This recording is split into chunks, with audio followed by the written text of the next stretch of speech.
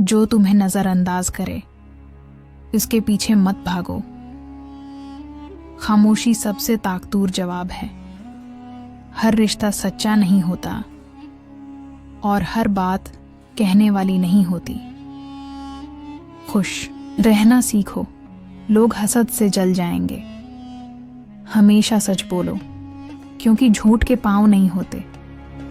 वक्त सबसे बड़ा उस्ताद है और इम्तिहान सबसे सख्त। जिंदगी का असल हिस्न सादगी में है। माफ करना सीखो, मगर भूलना नहीं।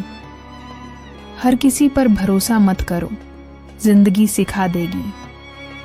सुस्ती और खौफ दोनों तबाही के दरवाजे हैं। अगर कोई आपसे दूर जाना चाहे, रास्ता दे दो। जिंदगी को दूसरों की सोच से न जियो।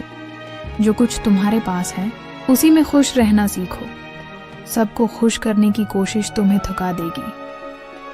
असल सुकून खामोशी में है, शोर में नहीं। बाज़ औक़ात तन्हाई सबसे बड़ी नामत होती है। दिल बड़ा रखो, दुनिया खुद छोटी लगने लगेगी। गुजरे वक्त पर अफसोस मत करो, आगे का सोचो। लोगों से उम्मीदें रखो, मगर हद में। सब कुछ समझ कर भी खामोश रहना एक बड़ी अक्लमंदी है।